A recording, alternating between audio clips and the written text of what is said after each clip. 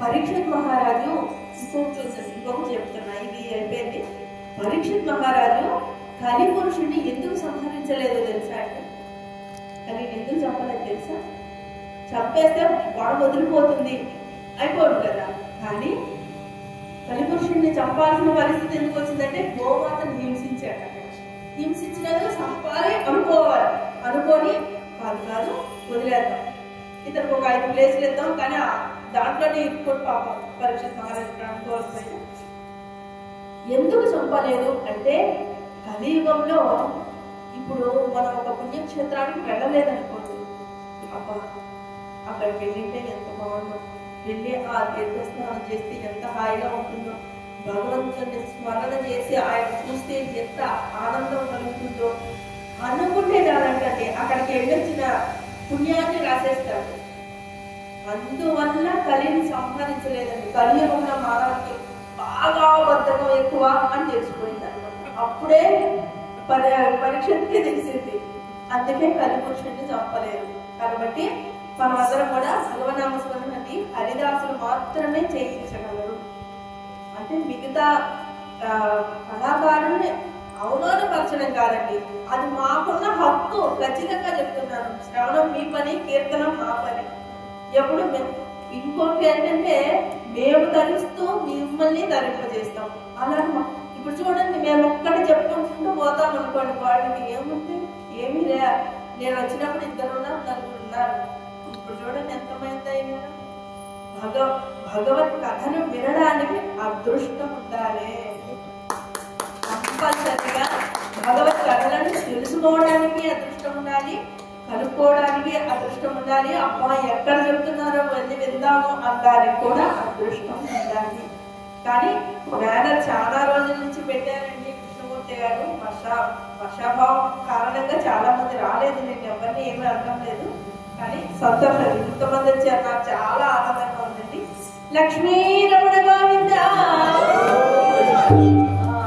ఇప్పుడు చెప్పండి ఎక్కడున్నా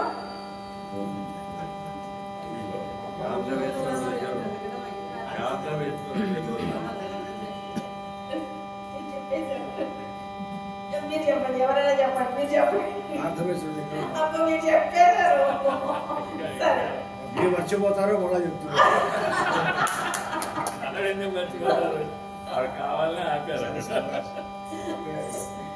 లేదండి, కథను ఫాలో అవుతున్నారా లేదా మేము తెలుసుకోవద్దా?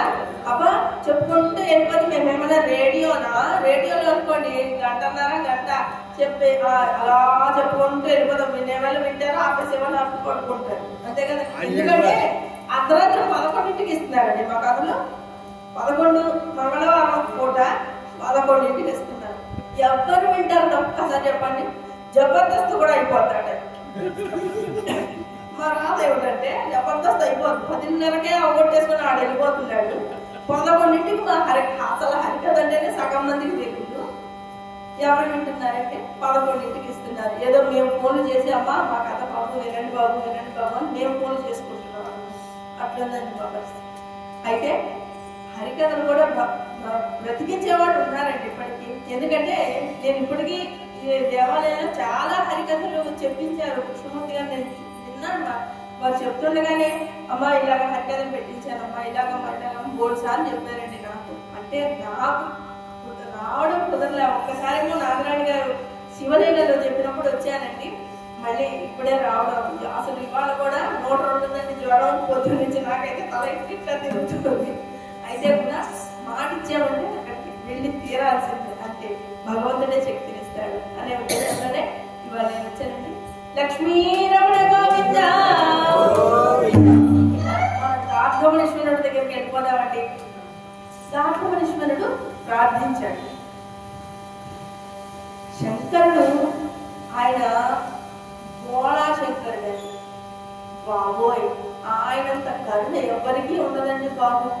చొమ్ము నీళ్లు పోస్తే చాలు, అయ్యి బాబా వీళ్ళు నా నెత్తిన ఇంత గంగాజలం పోసేసాడు, వీళ్ళకి ఏదో ఒకటి ఇచ్చేయాలి అనే అంత కరుణ అండి, అంత కరుణ. అయితే గార్ధమణీశ్వరుడు పాని రాక్షసుడు కదా, ఎందుకు ప్రార్థించాడో ఏమిటో వెనక ముందు ఆలోచించడు. వాళ్ళే వెళ్ళొద్దాం అని చెప్పి ఆయన బయలుదేరాడు. అక్కడి నుంచి కైలాసం నుంచి బయలుదేరి గార్ధమణీశ్వరుడు ఉన్న భూలోకానికి వచ్చాడు అనమాట. గార్ధమణీశ్వరుడు, ఆయన ఏం కావాలన్నా ఏం కావాలి నీకు? వాడి పేరేంటండి? గార్ధమం అంటే గాడిదే.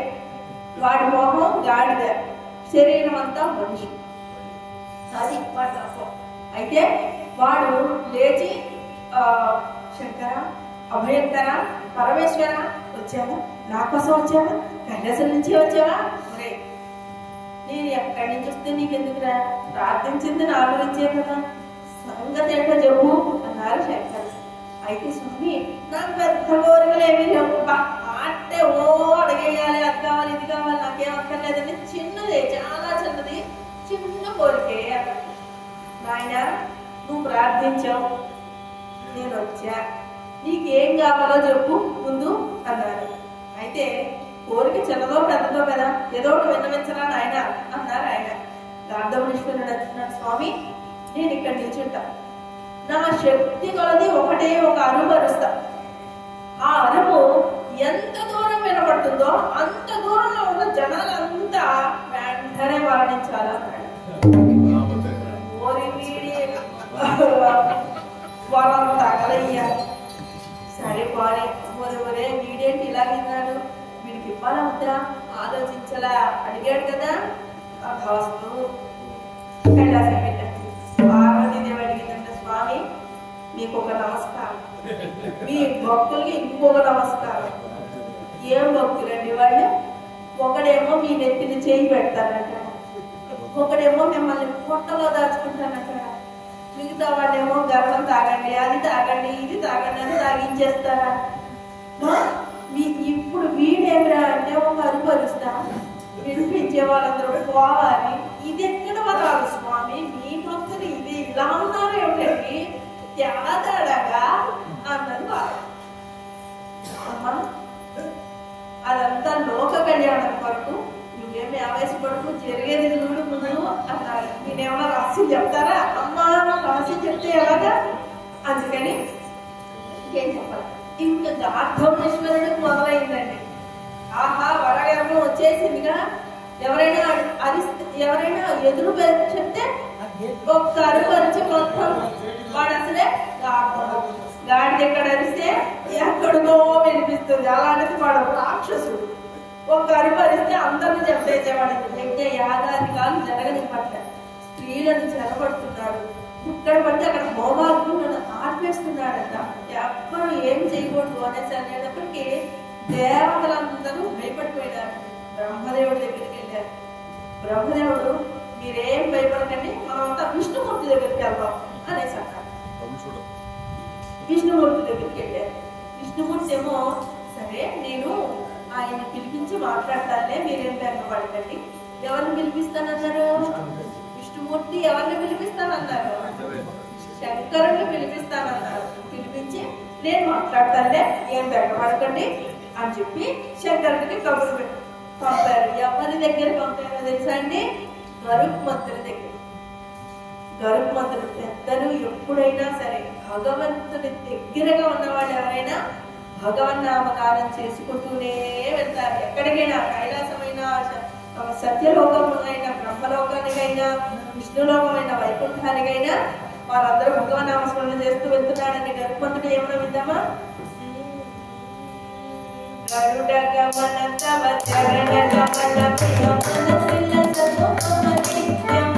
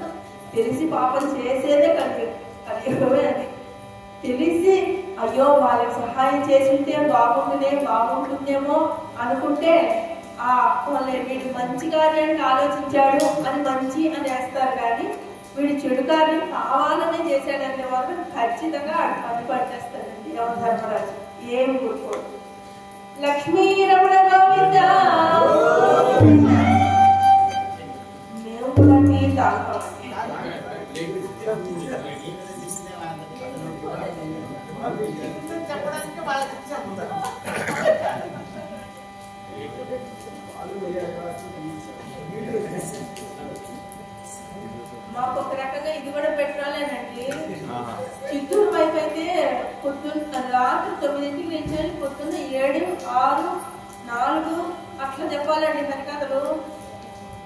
వాళ్ళంటే మంచి కార్యాలకు కావాలని బట్టి వాళ్ళు చెప్పేస్తారు.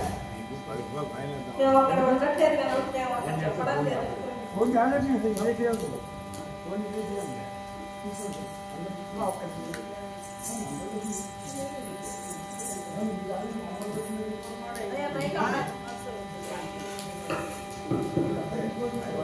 ఈ హరికథలు మీద మక్కువ, మమకారం, ప్రేమ ఇవన్నీ నాకు బాగా చిన్నతనం నుంచే ఇష్టం. ఎందుకంటే నేను పెరిగిన వాతావరణం, నేను చూసిన వాతావరణం అంతా ఇలాంటి కళలు వచ్చే ఉండేది. నవరాత్రులు వచ్చాయంటే కొత్తపేటలో ఉండేవాడు, అమలాపురం దగ్గర కొత్తపేట. సాయంత్రం 6:30కి దండం పెట్టుకుని వదిలేసేవాడు పిల్లలు. కొండరా అక్కడ హరికథ అవుతుంది, ఇక్కడ బుర్రకథ అవుతుంది, అక్కడ భజనలు అవుతున్నాయి కొండరా.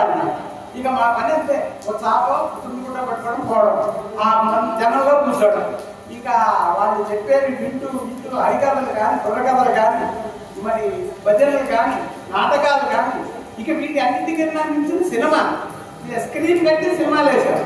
ఆ సినిమాలు చూడటం, పండగలు, నవరాత్రి కానివ్వండి, మన దేవి నవరాత్రులు కానీ, గణేష్ నవరాత్రులు ఏ వచ్చినా సరే ఇక పండగ వాతావరణం ఇలాంటి కళలతో నమ్మకారంతో అక్కడ అక్కడ అక్కడ అక్కడ ఇట్లా బ్రదర్స్ బుర్రకథ చెప్పేవారు. అప్పుడు మరి ఎంత బాగా చెప్పేవారు. ఆ బుర్రకథ వింటూ ఉంటే, పల్నాటి యుద్ధం బుర్రకథ చెప్తుంటే నిజంగా అక్కడ కోళ్ళు కొట్టుకునే సీన్ వాళ్ళు బుర్రకథలో వర్ణించి చెప్పేవారు. పందాలు అంతా ఇప్పటికి నాకు ఇంకా ఆ దృష్టిలన్నీ నా మైండ్లో చూస్తూనే ఉంటాయి.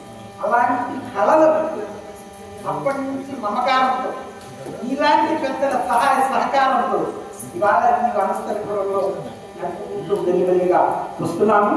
మాకు అవకాశం ఉన్నంత మేరకు, భగవంతుడు అనుగ్రహించినంత మేరకు, మీరు సహకరించినంత మేరకు ఇలాంటి కళలను పోషించాలని, వీటినే బతికించాలని, రాబోయే తరానికి అందించాలని సత్సంకల్పంతో ఉన్నాను. మీ అందరి సహాయ సహకారాలు, ముఖ్యంగా మన వనస్థలిపురంలో పెద్ద సమస్య వేదికలు.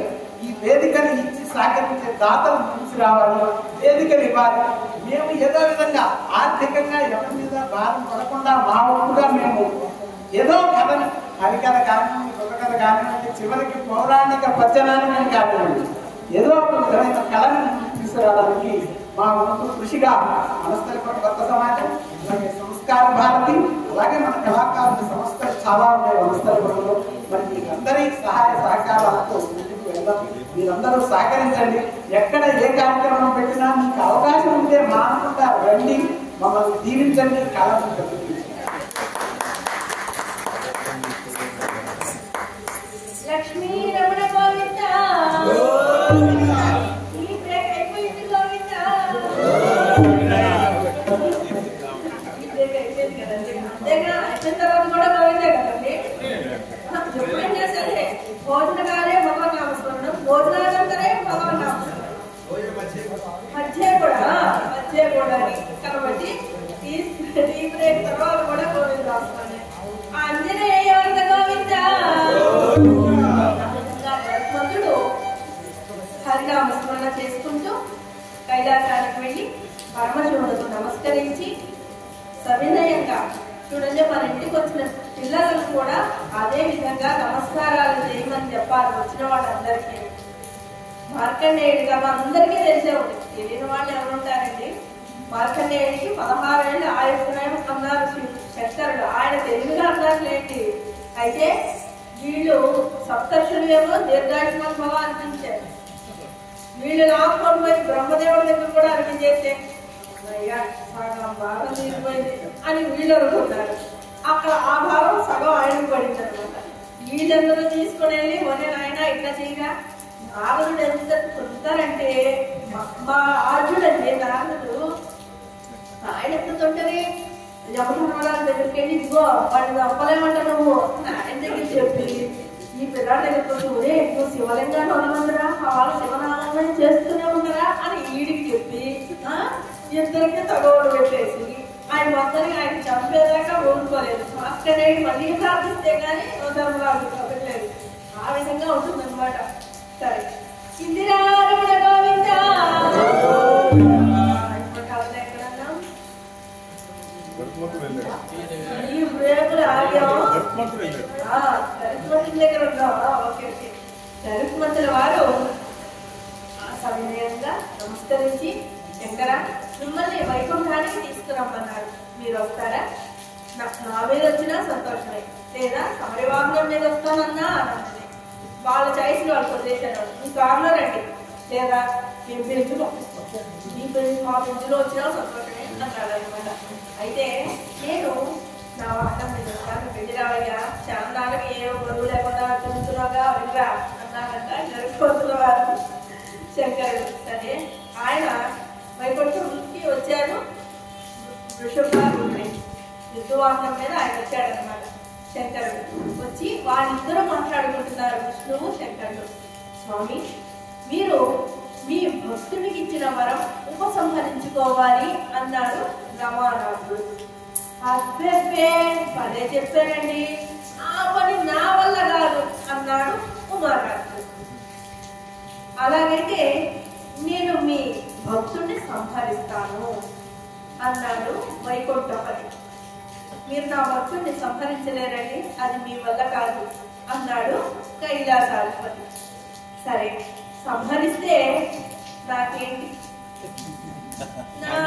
వ్యాపారం అప్పటి నుంచే ఉందంటో, నాకేంటి అన్నాడు విష్ణుమూర్తి.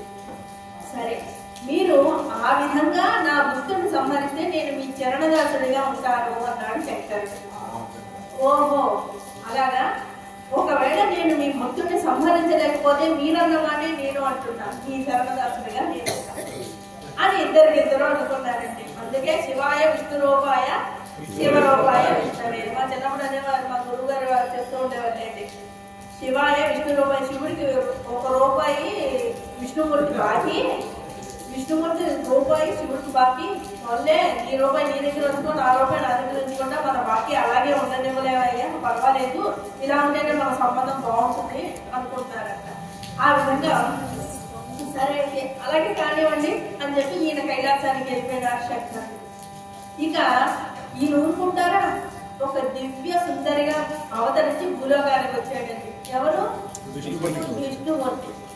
మోహిని అవతారం ఎత్తిన ఆయనకి ఇంత చిన్నది అవతారం ఎత్తడం పెద్ద గొప్ప అంటే, 1,00,000 భక్ష్యాలు భక్షించిన శ్రీలింగానికి ఒక భక్ష్యం భక్షించడం ఒక లక్ష్యం అన్నట్టు ఆయన వచ్చి అక్కడ ఒక సుందరమైన వనాన్ని ఏర్పాటు చేసుకున్నారంట. ఎవరు? విష్ణుమూర్తి. అక్కడ గార్ధవనేశ్వరుడికి అటువంటి వనం ఉంది అనే ఒక స్పృహ లేకుండా మాయలో పడేసి అతను ఉన్న దగ్గరే అలా తిరుగుతూ ఉన్నాడంటండి. బాగా మధువులు పళ్ళు అన్ని తెచ్చిపెట్టుకున్నారు. మధు అంటే తేనె కాదండో, తేనె కాదంటో, బాగా ఇప్పుడు బాగా అమ్ముతున్నారు. ఎంతెంత నీళ్ళ మన ప్రాణాలకి ఇంత అవి తెచ్చి పెట్టుకొని క్లాస్లో పెట్టుకొని రెడీగా ఉన్నాడు, ఎప్పుడు వస్తాడో ఈడ వేసేద్దాం అనేసి. సరే, గార్ధవనేశ్వరుడు రానే వచ్చాడు. అసలు ఇక్కడ ఉద్యానవనం ఉందా లేదా అనే ఆలోచన లేదు వాడికి. వచ్చి లోపలికి, ఎంత బాగుంది ఉద్యానవనం, ఎప్పుడు చూడలేదు నేను, అసలు ఎవరైనా నేను రాలేదా, మర్చిపోయానా అనుకుంటూ తిరుగుతుంటే ఇంత లోపల చెట్టు చాటు నుంచి దివ్య సుందరి వచ్చిందండి. ఎంత బాగుంది సుందరి అనుకుంటూ, సుందరి సుందరి రా మనం వివాహం చేసుకుందాం అన్నాడు. వివాహం ఏముంది, దాని ముందు ఆడి పాడుకుందాం అని చెప్పి ఆవిడ దాగుడు మూతలు ఆడటం మొదలెట్టిందండి. నేను దొరికిపోయాను అనుకో, నువ్వు ఒక గ్లాస్ తాగాలి, సరేనా అని. ఓహో సరే అలాగే అనేది దాగుడు మూతలు ఆడుతూ పొదల మాట నాగుతూ ఈవిడ కావాలనే దొరికిపోవడం, ఆడి గ్లాస్ లో పోసడం, వీడు గుళ్ళుగా తాగేయడం అయిపోయింది. సుందరే సుందరే రామా, నేను పెళ్లి చేసుకోవాల్సిందే, రా అంటున్నాడు వీడు. ఆవిడ వెనకాల పడి తిరుగుతూనే ఉన్నాడని బాగా తిరిగి పరిగెట్టించి వీడికి అలుపు వచ్చేసింది. చివరికి అనే ఓటు కూడా లేదు. అయ్యేసరికి ఆయన పెద్ద తోడేలు రూపం ధరించి ఆ గార్ధవనేశ్వరుని సంహరించాడు. లక్ష్మీ రమణ గోవింద అంటే తన మాట నిలబెట్టుకోవడానికి కైలాసం నుంచి శంకరుడు వచ్చాడు. అయితే విష్ణుమూర్తి అన్నాడంటే, స్వామి మీ మాట నిలబెట్టుకునే సమయం ఇప్పుడు కాదు, త్రేతాయుగంలో నేను రామావతారంలో జన్మిస్తాను, అప్పుడు మీరు ఆంజనేయుడిగా జన్మించి మీ మాట నిలబెట్టుకుంటుండే అంత మీదట ఇగో ఇప్పుడు వచ్చారు దేవి, ఎవరు చెప్తున్నారు? ఎవరికి? శ్రీరాముల వారు జానకి మాతకి చెప్తున్నారు. ఆ లెక్కగా ఇలా వచ్చిన హనుమంతునికి ఏమి వరం ఇవ్వాలో, ఏమి బహుమతి ఇవ్వాలో నాకు అర్థం కాలే. ఆయనకి ఏమి ఇవ్వాలో అని నాకేం తోచడంలే. అందుకని నేను ఆయనకి ఏమి బహుమతి ఇవ్వలేదు. సీతామాత అంటారు, స్వామి ఈయన మరీ బాగుంది. ఎప్పుడో జరిగిన విషయం, ఎప్పుడు జరిగిన విషయం, ఎప్పుడో జరిగిన విషయం ఆయనకి ఇంకా గుర్తుందంటారా? అయినా స్వామి కాంతకి కనకానికి ఒకరి దాసులు ఉంటారా స్వామి?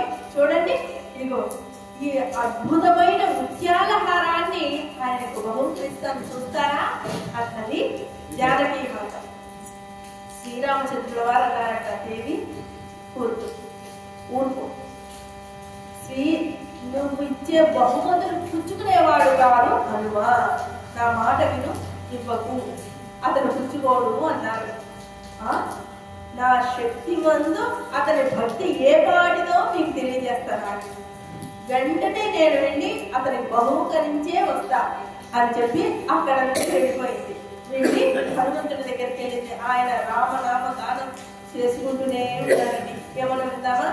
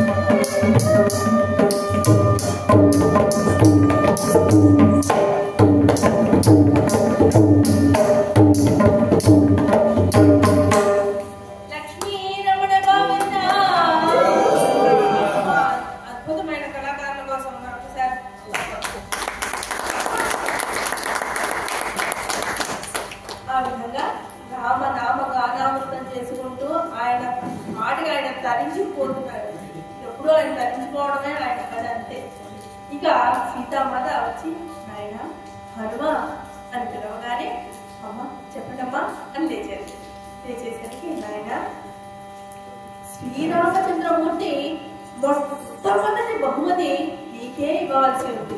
కానీ పాపం హడావిడి కదా నాయన, పట్టాభిషేకం ముహూర్తం ఏర్పాటు చేశారు, అప్పటికప్పుడు అయిపోయింది కదా, హడావిడిగా ఉన్నాము, అందరూ హడావిడి అయిపోయినాము, అందువల్ల నీకు స్వామి ఇవ్వలేకపోయినాడు.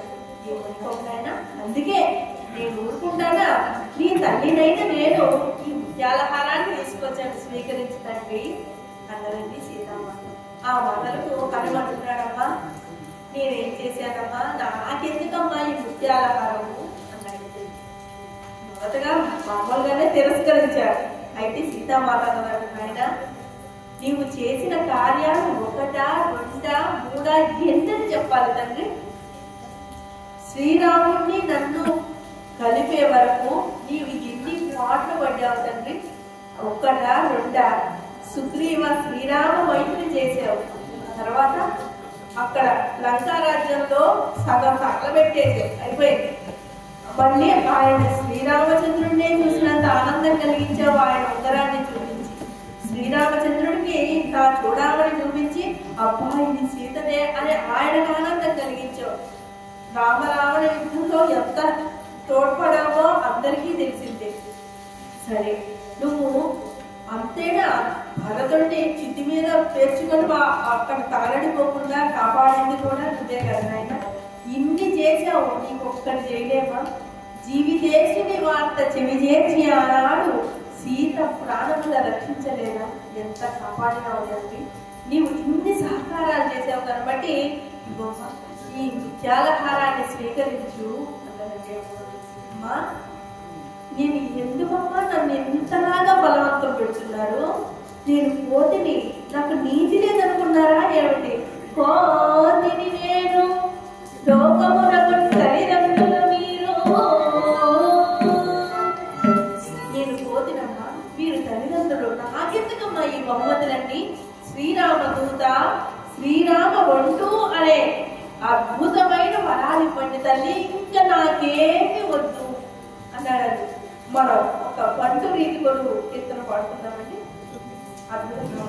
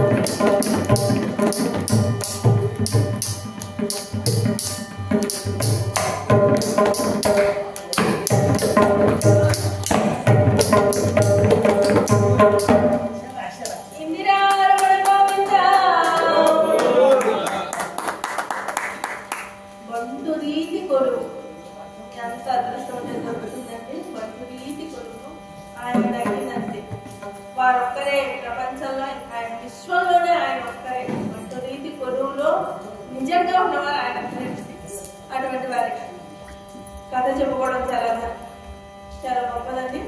చూశారు 9:15 దాకా చెప్పమ్మాయి ఏం పర్వాలేదు అన్నారు కృష్ణమూర్తి గారు. ఇప్పుడు 9:15 ఎక్కడ కుదురుతుందండి? టపా అని పరిగెట్టాలి. ఇప్పుడు నేను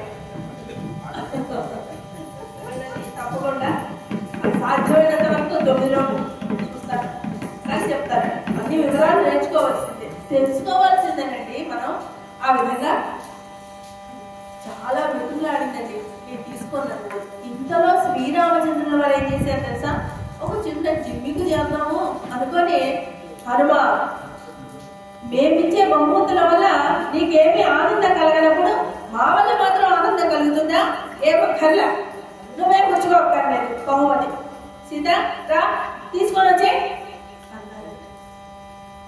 ఆ మాటలకు హనుమ గడ గడ గడ గడ గడ వణికిపోతూ, స్వామి స్వామి స్వామి ఏమిటి మీకు నా మీద ఆగ్రహం వచ్చిందా?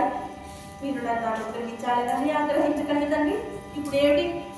ఈ హారం, ముత్యాల హారం పుచ్చుకుంటే నీకు ఆనందం.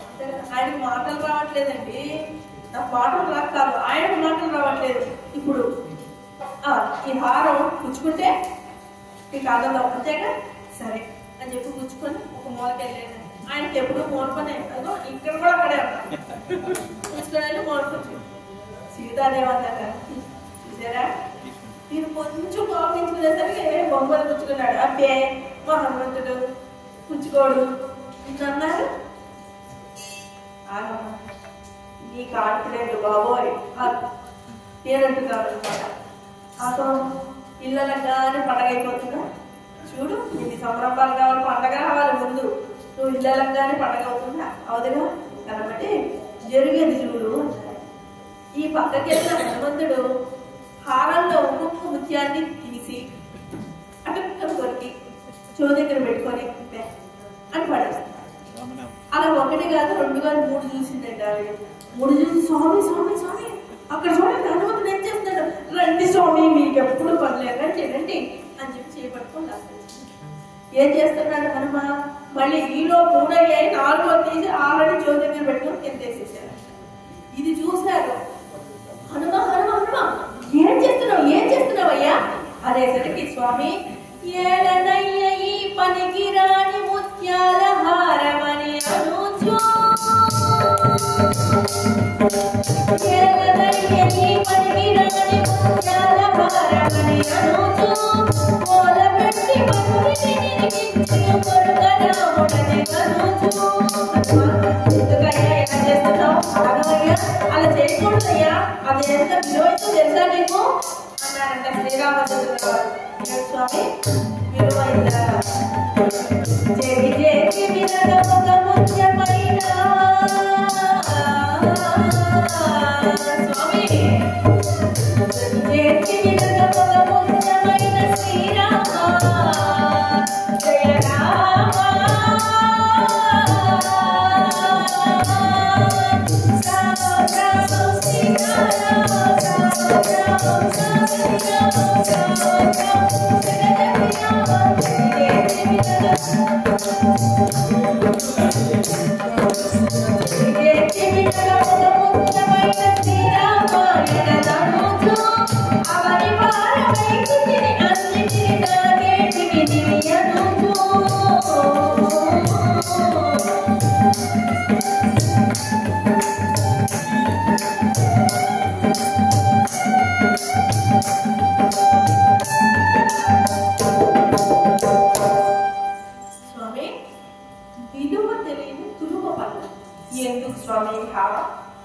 ఒక్క ముత్యమైన చిట్టి చేర్చి తమని నామస్మరణ విందామంటే శ్రీరామ జయరామ జగదమి రామ ఓహో రామ రఘురామ అంత అంటున్నాయా స్వామి?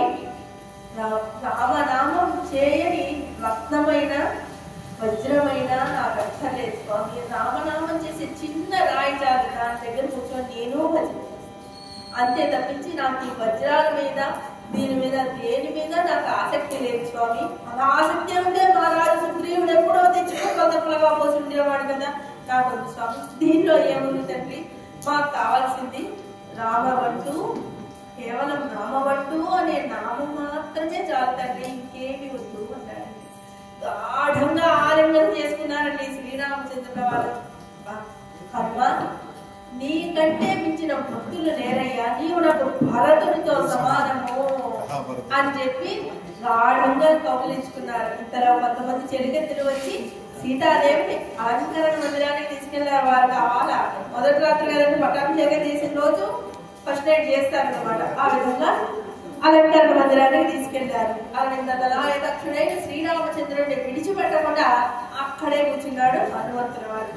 సరే, సీతాదేవి అలంకరణ పూర్తయింది. ఆవిడ శైల మందిరానికి రావాలంటే అలంకరణ మందిర ద్వారం దగ్గర నిల్చున్నాడు. ఇలా నిల్చున్నాడు. శ్రీరాముడు చూసాడు ఇలాగా, ఆ అమ్మయ్య ఈవిడ అలంకరణ పూర్తయింది కదా, హనుమా నాకు బాగా నిద్ర వస్తుంది, వెళ్ళి పడుకోమయ్యా అన్నారు. హనుమంతుల వారి స్వామి, ఏంటి మీకు నిద్ర వస్తుందా, పడుకో. తీసపాటి లక్ష్మీ శాస్త్రి గారు, పీసపాటి లక్ష్మీ గణపతి శాస్త్రి గారు, లక్ష్మీ గణపతి శాస్త్రి గారు మమ్మల్ని ఆశీర్వదించి మా వైద్యుల వారితో కలిపి ఆశీర్వదించి 500 చదివించారండి.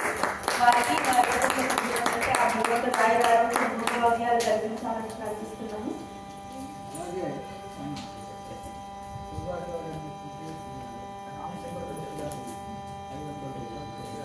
మన గణపతి దేవాలయం పూజారులైనటువంటి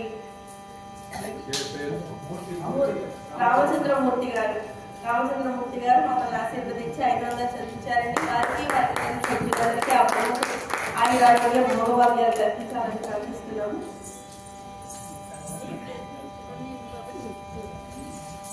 ఇందిరారమణ గోవింద. శైల మందిరం దగ్గర ఉన్నా నేను ప్రెసెంట్ అయినట్టుగా కైపోతున్నాను, అందుకని శైల మందిరం దగ్గర ఉన్నాం. అమ్మవారు అక్కడి నుంచి ఉంది. రామచంద్రుల వారు, అబ్బా అమ్మ నాకు బాగా నిద్ర వచ్చేస్తుంది, నువ్వు వెళ్ళి పడుకోవయ్యా అన్నారు.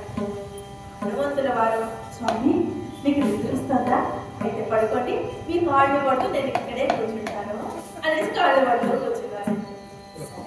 కాసేపు ఆగి పంపుతున్నాను బయటికి అని శ్రీరామచంద్రుడు కూడా పడుకొని కాసేపు ఆగిట, హనుమా నువ్వు పొద్దున్న నుంచి అలసిపోయావు కదా, పో వెళ్ళి నువ్వు కూడా పడుకో. స్వామి, మీ పాద సేవ చేసుకునే అదృష్టం ఎంతకాలానికి వస్తుంది అంటారు, నేను ఎక్కడికి వెళ్ళను, మిమ్మల్ని పడుకోమన్నారు కదా, పడుకోండి. సరే కాసేపు ఏం చేయాలో అర్థం కావట్లేదు అని శ్రీరాముల వారు అంటున్నారు. ఇంకా కాసేపటికి, హనుమా నీకు ఒక విషయం చెప్పనా, నువ్వు ఇక్కడ ఉన్నావు పరపురుషుడివి అని, అగో అక్కడ చూడు అలంకరణ మందిరం దగ్గర నీ అమ్మ సీతమ్మ తల్లి ఇక్కడికి రావడానికి సంశయిస్తోంది నాయన అన్నారు శ్రీరామచంద్ర గారు. ఏమిటి స్వామి, నేను ఇక్కడున్నానని మా తల్లి సీతమ్మ తల్లి ఇక్కడికి రాలేదు. ఇప్పుడే ఉండండి స్వామి, ఏమంటున్నారు మీరు, మారాడిని అంటానండి, మారాడిని అనుకునను స్వామి మాయమ్మకు సిగ్గా ఎంత మాట, మారాడిని అనుకునను స్వామి మాయమ్మకు సిగ్గా ఎంత మాట, మారాడిని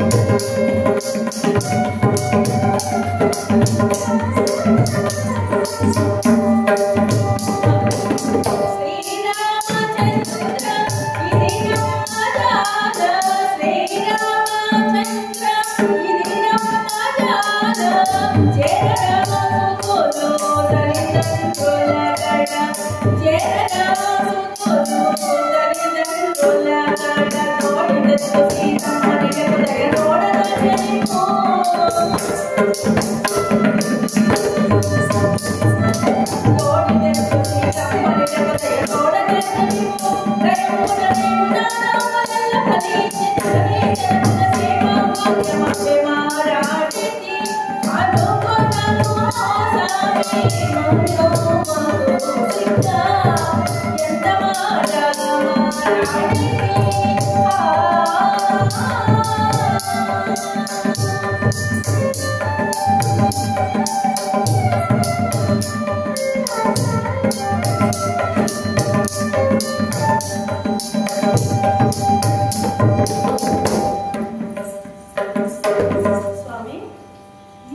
ఎదురు చెప్పాను అనుకోకపోతే ఎక్కడైనా కొడుకు దగ్గర తల్లి సిగ్గుపడుతుందా స్వామి? మీరు భలే చెప్తారు. ఆగండి, ఒక్క క్షణం ఆగండి, నేను వెళ్ళి మా అమ్మని తీసుకొస్తాను అని చెప్పి ఇంకా ఆయన ఏం పర్మిషన్ ఇవ్వాలి, పోనీలే వెళ్ళి తీసుకొని రాని. ఉండండి స్వామి, నేను వెళ్ళి తీసుకొచ్చేస్తాను అని చెప్పి గబగబగా వెళ్ళి, అమ్మా ఏంటమ్మా, నేను తండ్రి రామచంద్ర ప్రభువు దగ్గర ఉన్నానని మీరు ఆయన దగ్గరికి రావడానికి సంశయిస్తున్నారంట, సిగ్గుపడుతున్నారంట. ఏమిటమ్మా, కొడుకు దగ్గర ఎవరైనా తల్లి ఎక్కడైనా సిగ్గుపడుతుందా? నేను అదేం కాదు స్వామి, ఉండండి అమ్మవారిని తీసుకొస్తానని చెప్పి వచ్చేసాను. నేను రండి అమ్మా రండి అని చెప్పి తీసుకొని వచ్చి స్వామి వారి దగ్గర నిల్చోబెట్టాను. సరే బాగా ఉంది. ఇంకా సీతారాములు కళ్ళతో మాట్లాడుకోవడం మొదలెట్టారండి. సీత, నేను హనుమంతుడిని గదిలో నుంచి బయట పంపించడానికి చాలా ప్రయత్నం చేశాను, కానీ హనుమంతుడు పోతలేదు. కాబట్టి నువ్వు ఒక పని చేయి, కొంచెం నువ్వు ట్రై చేయి అంట.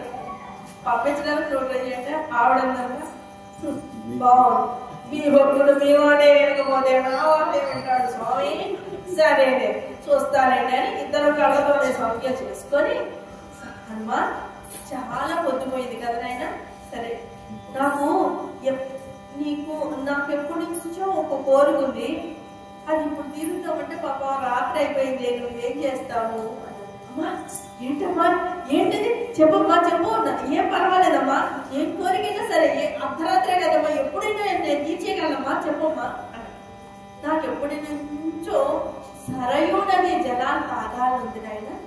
అక్కడికి 100 కిలోమీటర్లు, అయోధ్య నగరం నుంచి 100 కిలోమీటర్లు అనమాట. కాబట్టి ఆ జలం తీసి పెడతావానైనా అన్నదండి సీతమ్మ. ఆ మాటకి ఇకమ్మా ఎందుకు తెచ్చిపెడతావు, తప్పకుండా వెళ్తానమ్మా, నువ్వు పల్లెటూరే, మీరు అడగడం నేను చేయకపోవడమా? తల్లిదండ్రుల కోరికలు తీర్చని పిల్లలా తల్లి మట్టి గడ్డలు గాని ఎందుకమ్మా నేను తెస్తానన్నాడు. శ్రీరామచంద్రుల వారంటండి ఎంత పెద్ద గంగాళం తీసుకొచ్చారంటే, అమ్మయ్య హనుమాన్ రూమ్ లోంచి ముందు బయట వెళ్తాడు, ఇంత గంగాళం నింపేటప్పటిగా మనకు టైం పడుతుందిలే అని చెప్పేసి ఆయన ఇంత పెద్ద గంగాళం తీసుకొచ్చి ఇదిగో హనుమాన్ చేతితో పెట్టారంట. చాలా సంతోషం స్వామి అని చెప్పి తీసుకొని గదికి అలా చూసారంట. 4 వైపులా చూశారు. చూసేటప్పటికి ఒక కిటికీ కనిపించిందండి.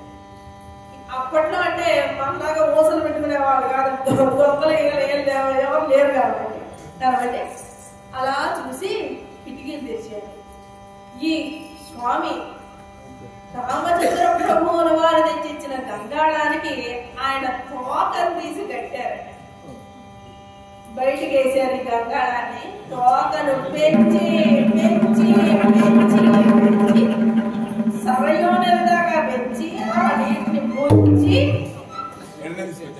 అలాగే తీసుకొని వచ్చి, అమ్మా అర్ధరాత్రి ఏంటి అపరాత్రి ఏంటమ్మా, తల్లిదండ్రులు అడిగితే ఎప్పుడైనా చేయాల్సిందే అని చెప్పారు. అయ్యి బాబు చూశారు, చాలా తెలివైన వాళ్ళండి మీ భక్తులు అని సీతాదేవి ఆయనే తిప్పి వచ్చింది. ఇక ఏం చేయాలో అర్థం కాలే. రామచంద్రుల వారు మళ్ళీ హనుమ దగ్గరికి వచ్చి, నాయన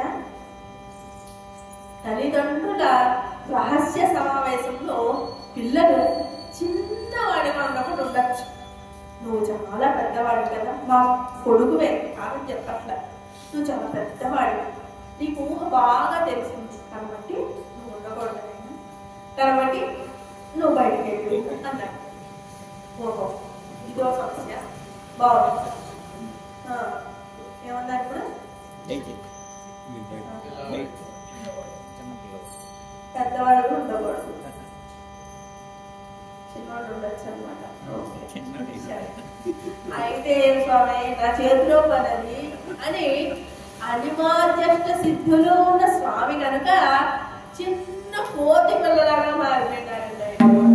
ఇంకేముంది, ఏమైనా మాట్లాడగలరా అసలు? చెప్పండి ఒక మాట, ఎవరైనా ఏమైనా మాట్లాడగలరా? ఆయన అందరికి అంతేముందండి అసలు.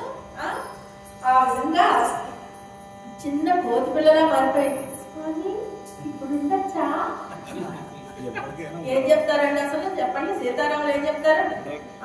ఉండొచ్చు నాయన ఉండొచ్చు, ఉండు అని చెప్పేసి అన్నారట. అయితే సీతామాత కొంచెం ముందు ఒక అడుగు ముందుకేసిన ఆయన సరే రా కొంచెం కానీ రా అని చెప్పి అక్కడ చిన్న పడుకుంటే దాని మీద ఆ కోతి పిల్లని అలా పడుకోబెట్టి జో జో కొడుతున్నాడు. జో జో కొడుతుంటే ఎప్పటికీ పడుకోరండి, పళ్ళు రెప్పలు వేయడం లేదు. ఏంటైనా పడుకో స్వామి, కొట్టి కొట్టి కొట్టి చేతులు ఎర్రగైపోయాయండి, దీపంతో ఎర్రగైపోయింది, కానీ నువ్వు మాత్రం కళ్ళు మూసి పడుకోవాలి స్వామి అనేసరికి మా మీరు ఒక్కరే పట్టండి జో, 10 మందిని రప్పించి జో కొట్టించండి, 100 మందిని రప్పించి జోలు పాడించండి, నేను మాత్రం మిమ్మల్ని ఇద్దరిని ఎలా చూస్తూ ఉంటాను తప్పించి నేను మాత్రం నిద్రపోనమ్మా. ఇది ఎక్కడ కూడా స్వామి, ఇక్కడ కాదు, నేను మాత్రం హనుమంతుడు నేనే చేయలేను, మీ ఇష్టం అని చెప్పి వదిలేసిందండి జానకి. ఇక ఆ హనుమంతుల వారిని నాయన నువ్వు స్వస్వరూపంలోకి వచ్చి ఆ రూపమైన ఈ రూపం వెంపరించలేదండి దా పైకి వచ్చే అని స్వస్వరూపంలో వచ్చిన హనుమంతుడితో నాయన నీకు ఒక దేవరహస్యం చెబుతున్నాను. మీరు ప్రకృతి మాత సీత అయి ఉండగా నేను పురుషుడిగా జన్మించాను, మా ఇద్దరి కలయిక వలనే ఈ యావత్ సృష్టి ఉత్పన్నమవుతుంది, కాబట్టి మా కలయికలో నీవు మరుగవక తప్పదు అన్నాడు శ్రీరామచంద్ర ప్రభువు. ఓహో అదా సంగతి, పోలే పాపం ఇందాక నుంచి ఈ దంపతులు బయట పంపించడానికి చాలా శ్రమ పడిపోతున్నారు, పోతే పోతుంది అనుకునేటప్పుడు టయానికి మంచి విషయం చెప్పారు స్వామి, నేను ఇక్కడి నుంచి కవలను అన్నాడు. అదేమిటయ్యా ఉన్న విషయం చెప్పానుగా మరి ఎందుకెళ్ళవు అంట రాముల వారు. ఆ మాటలకి స్వామి కల్పలతానికి మా అమ్మ ఎంత మోహనానికి అయినా మా అమ్మ నీ చెప్తుండగా నాలాంటి భక్తరేణువులు కనిపిస్తాడా అనే సందేశానికి ఓహో అలా నీ అనుమానము, అయితే నేను ఒక మాట ఇస్తున్నాను మీరు.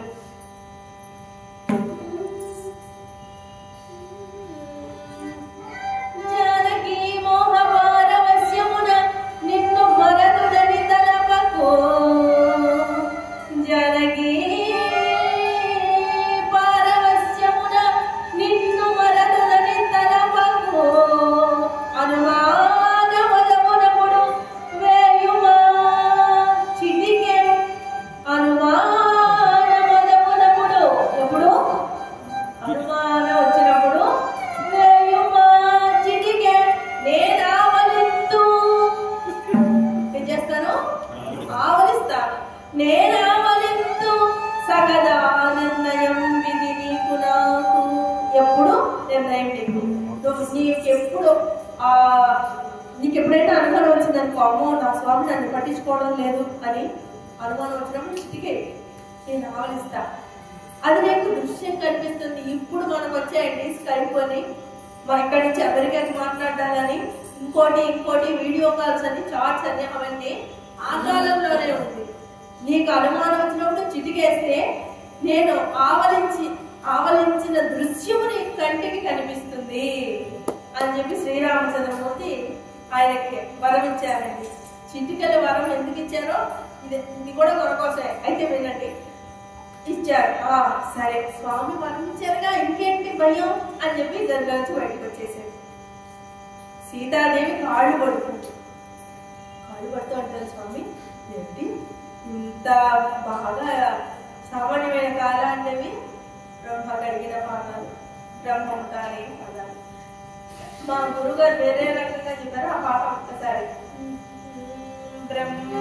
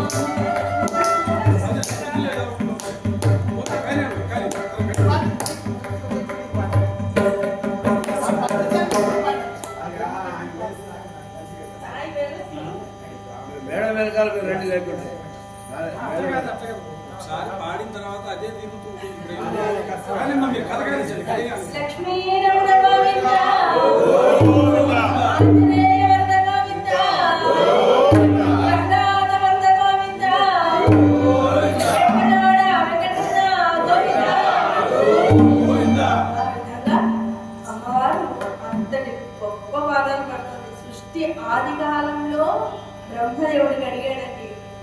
సృష్టి ఆది కాలంలో బ్రహ్మదేవుడికి అడిగితే ఆ పాదతీర్థాన్ని శివుడు తన శిరస్సున గంగాదేవిగా తెలియజేశాడు. అటువంటి పాదాలు వద్దుతోందన్నమాట అమ్మవారు. భక్తులు మాట్లాడుకుంటున్నారు వాళ్ళందరూ, స్వామి ఏమిటి హనుమ ఇంత హతం చేశాడు, గదిలో నుంచి బయటికి వెళ్ళడానికి అసలు ఏమిటండి ఇలాగా మొండి పట్టుదల పట్టేశాడుగా అని చెప్తుంటే శ్రీరామచంద్రుల అది మొండి పట్టుదల కాదేవి, భక్తి అమితమైన భక్తి, ఏం చేద్దాం మరి ఏమి చేయలేము అనేసి అనుకుంటున్నారంట. ఇంతలో బయటికి వెళ్ళాడుగా ఈయన ఉంటాక అసలు ఈ దంపతులిద్దరూ నన్ను మోసం చేయలేదు కదా, ఏముసలే నా స్వామి నాకు ఇచ్చిన చిటికల వరం ఉంటనే ఉంది కాబట్టి ఒకసారి చూద్దాం అని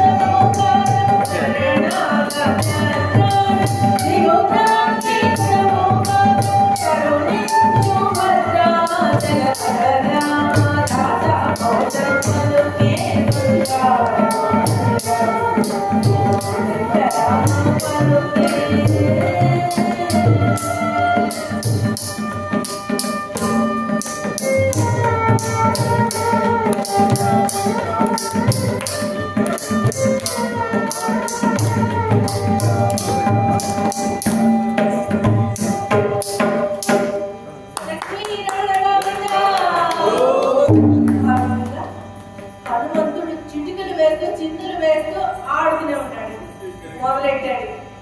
అంతే శ్రీరామ కీర్తన ఎప్పుడైతే మొదలు పెట్టాడో అప్పుడు ఆయనకు దృశ్యం మొదలైంది. అక్కడ రామచంద్రుల వారు ఆవరించడం కనిపించింది. ఇంకా చూసుకోండి, ఆయన్ని చూసిన తన్మయత్వంలో ఈయన ఆడటం మొదలెట్టాడు. ఈయన ఆడుతూనే ఉన్నారు, రామనామం చేస్తూనే ఉన్నారు. అక్కడ శ్రీరామచంద్రుల వారికి ఊపిరంటారు. సీతాదేవికి భయం వచ్చేసిందండి. స్వామి స్వామి ఏమైంది స్వామి, ఎందుకు ఇలా అయిపోతున్నారు, చెప్పండి స్వామి, ఎందుకు అలా ఉండిపోతున్నారు, అలా అంటున్నారు, ఏమిటి? దేవి ఏమీ లేదు, ఇది హనుమంతుడికి ఇచ్చిన వరం, నువ్వు మర్చిపోయావా అని స్వామి వారు సైగంతో చెప్తున్నారు. ఏమిటికి అర్థం కాదు. అయ్యో స్వామి ఏమైంది, నన్ను వివాహం చేసుకుంది మొదలు మీకు ఇదే పాటలు కదా స్వామి, నన్ను అపహరించాడు అక్కడ రావణ అని మొదలెట్టిందంట.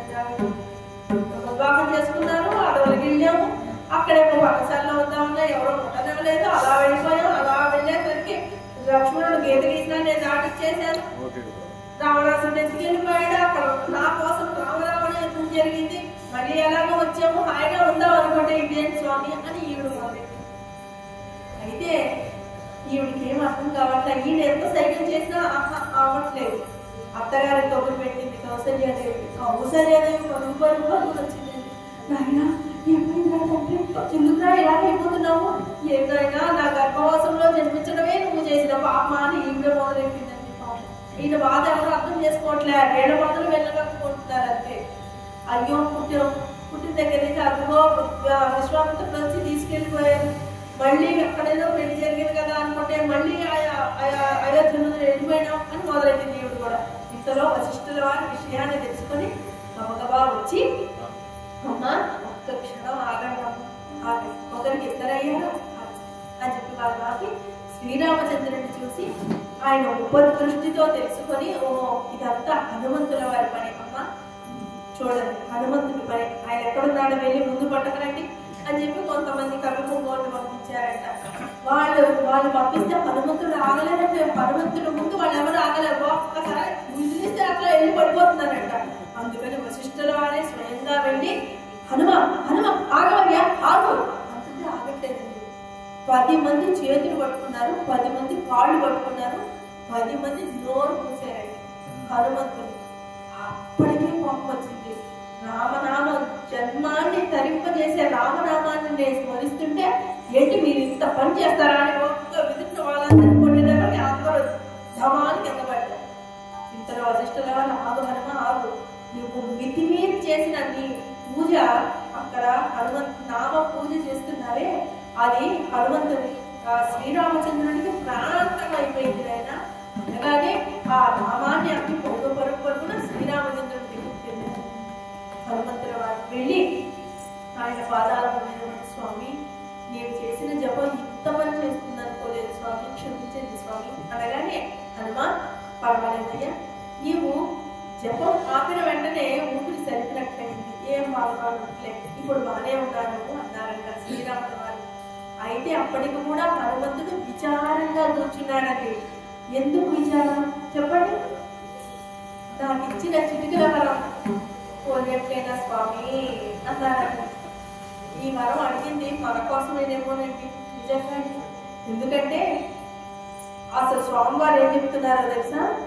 హనుమ భూలోకంలో ఎవరైతే ఆవులెంత వచ్చినప్పుడు చిటిక వేసుకుంటారో వారికి రామకోటి రాసిన ఫలితాన్ని ఇచ్చేస్తుంది. తెలిసి వేసినా తెలియకపోయినా మన పెద్దవాళ్ళు కూడా చూడండి హాయ్ హాయ్ హాయ్ పిల్లలు వేస్తుంటారు. ఆ విధంగా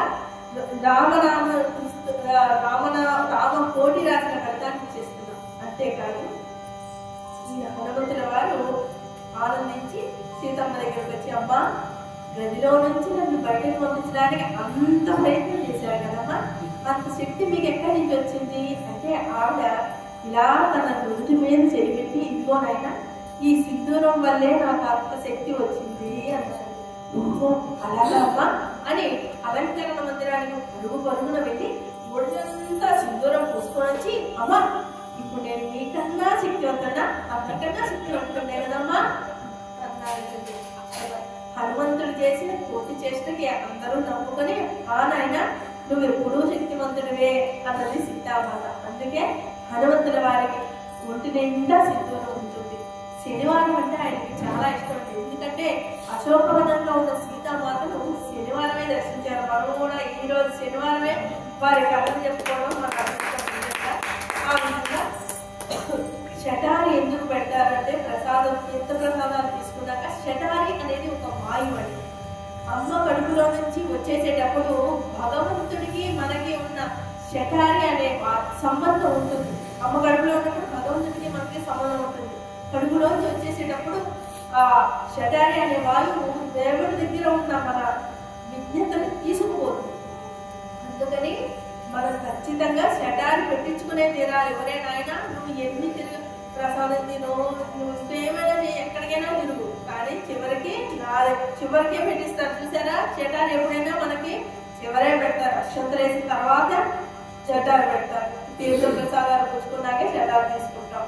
కాబట్టి షటారి అనే వాయువు భగవంతుడి దగ్గర చేర్చడానికి ఈ షటారిని చూసినప్పుడల్లా ఓ మనం భగవంతుడినే చేరుకోవాలి అనుకుంటాం.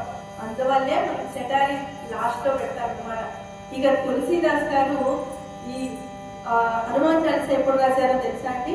ఆయన తమసా నది తీరంలో ఉండేవారు. ఎవరు? తులసీదాస్ గారు. వారు ప్రతిరోజు ఆ చంద్రభాగా నది తీరానికి వెళ్ళి వస్తూ ఉండేవారు అనమాట. వారు ఒకనాడు వెళ్తూ ఉంటే ఆ ఆశ్రమంలో ఒక గుడ్డి అతను ఉండేవాడు, కళ్ళు లేవన్నమాట.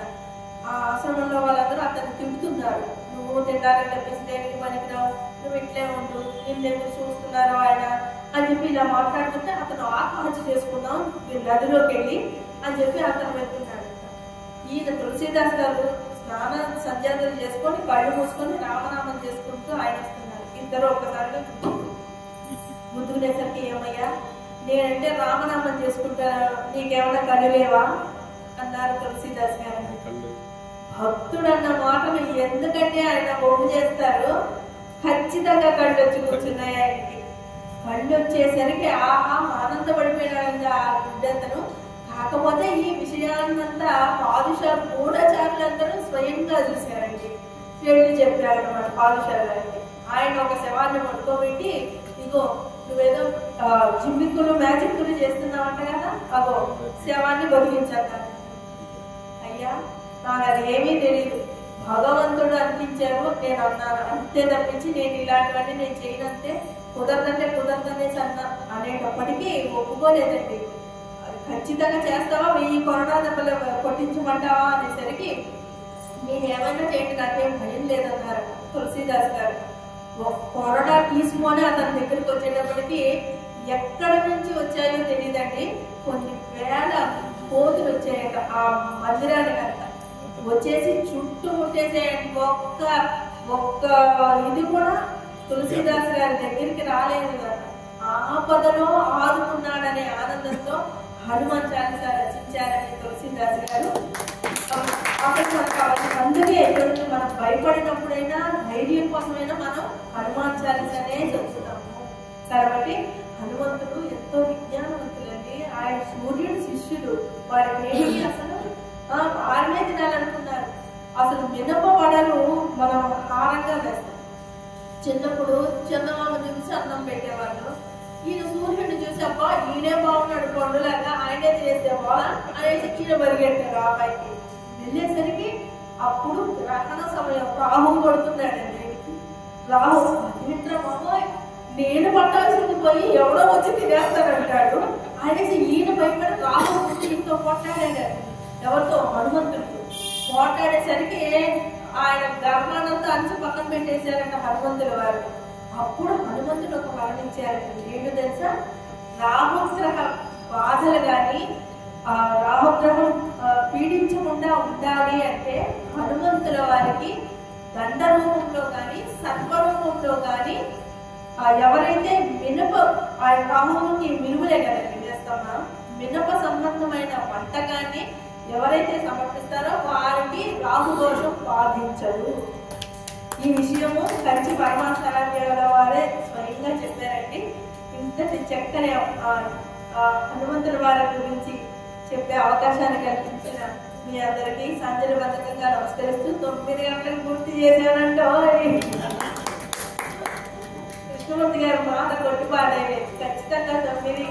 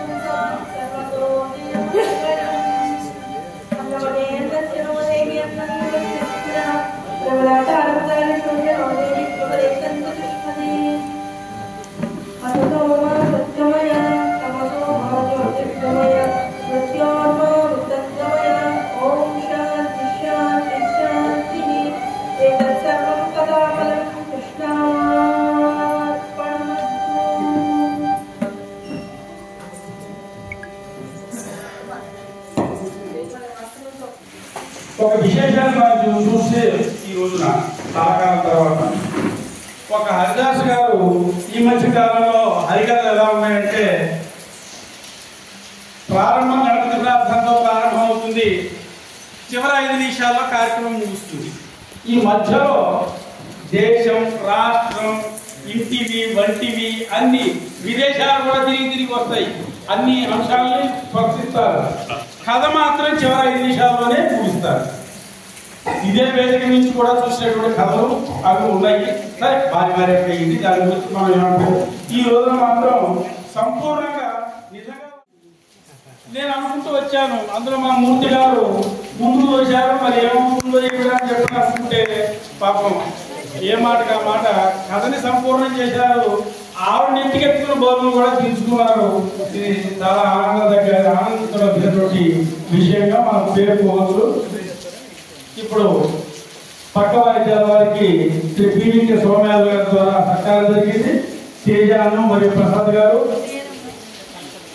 కాకదుర్గ గారు భాగవతారాయణ గారిని ఆశీర్వదించి మరి ధన రూపేణ వారికి బహుకరించారు.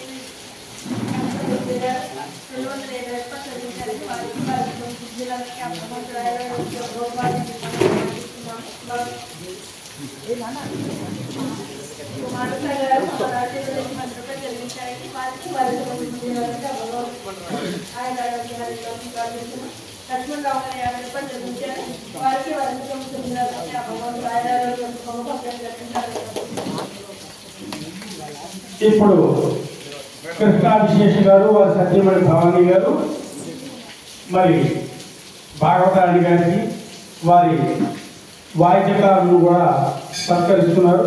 ఈ లోపల ఎవరైనా చదివించాల్సిన ఒక నిమిషం ఆగండి. వాళ్ళు సత్కారం చేసిన తర్వాత మధ్యలో ఇది ఉంటుంది కాబట్టి ఒక నిమిషం ముందు సత్కారం చేయాలి. భాగవతారాయణ గారికి కృష్ణా శాస్త్రి గారు సత్కారం చేస్తున్నారు.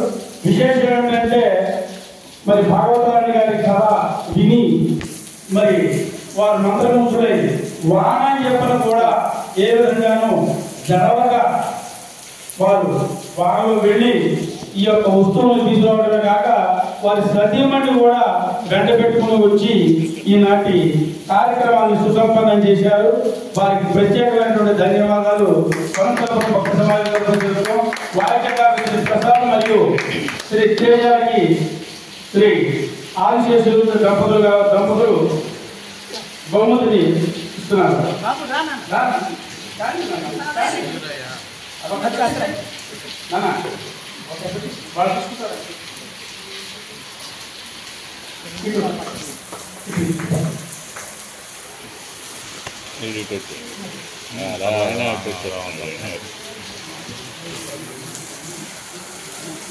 ఈనాటి కార్యక్రమానికి శ్రీ పీవీకే సోమయాదవ్ గారు 500 రూపాయలు, శ్రీ చింతపల్లి మంగపతిరావు గారు 1000 రూపాయలు, శ్రీ ఎంఎస్కే ప్రభు గారు 1000 రూపాయలు, శ్రీ పంపన వెంకటేశ్వరరావు గారు 501 రూపాయలు, శ్రీ ఏ నాగోపాలరావు గారు 500 రూపాయలు విరాళాన్ని ఇచ్చి సహకరించారు.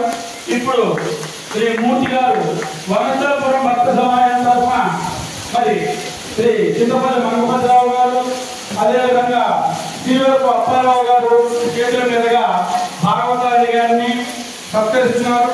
శ్రీ ఆదిశేషు గారు కూడా ఈ కార్యక్రమంలో పాల్గొంటారు. శ్రీ పంపన వెంకటేశ్వరరావు గారు కూడా ఈ సత్కార కార్యక్రమంలో కావాల్సిందిగా కోరుతున్నాం.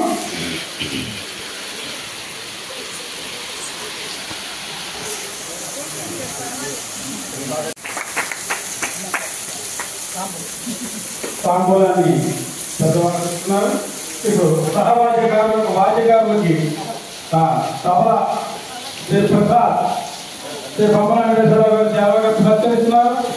అదేవిధంగా తేజాన్ని శ్రీ కృష్ణానాయకరావు గారు సేవకి గంజాస్వామి గారు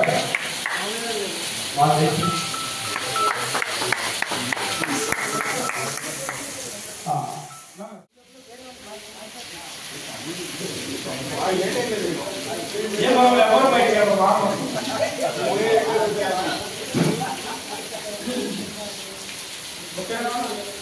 తర్వాత మీ పేరు ఇందాక మీరు బహుమతి ఇచ్చారు మేడం విజయ్ కుమార్ బాగా చెప్తానన్నా.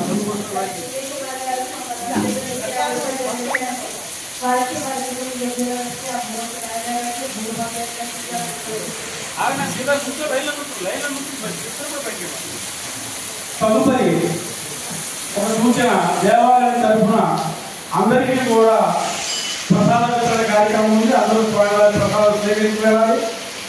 ఇప్పుడు మీరు విన్న హరికథని సంక్షిప్త రూపంలో దీని ప్రాశస్త్యాన్ని, ఈ రోజు ప్రాశస్త్యాన్ని, దీనికి ఆదిపురుషుడు మూలపురుషుడైనటువంటి శ్రీమద్ అద్దాల ఆదిభట్ట నారాయణదాస్ గారి గురించి, వారి పుట్టిన ముందు గురించి సవిస్తరంగా మన ముందు దృశ్య రూపకంలో వాక్కు ద్వారా మనం ఉండడానికి పెద్దలు శ్రీ చింతపల్లి మగపతిరావు గారు ఉన్నారు.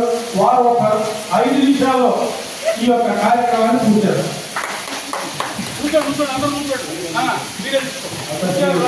నమస్కారం. ఇలాంటి అద్భుతమైనటువంటి హరికథ తర్వాత ఈ మాటలు అంటే బాగుంది. మామూలుగా మనకు ఒక చెడ్డ సాంప్రదాయం ఉంది.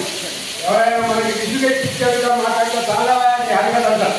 కానీ అంత తప్పో ఎంత దుర్మార్గమో మనకు అర్థమవుతుంది.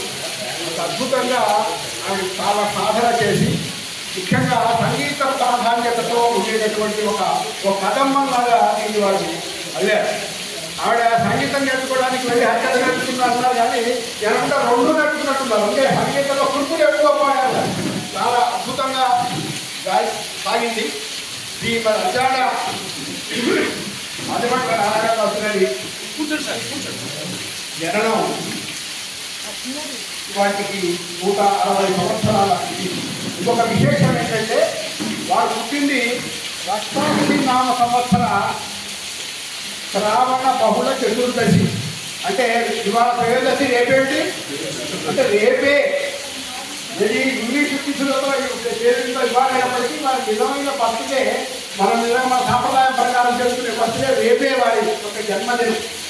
తర్వాత ఇంకొక కాకతాళీయమైన విశేషం ఏంటంటే వారు శరీరాన్ని వదిలిపెట్టి అమరలోకానికి వెళ్ళింది తారణనామ సంవత్సర పుష్య బహుళ పంచమి.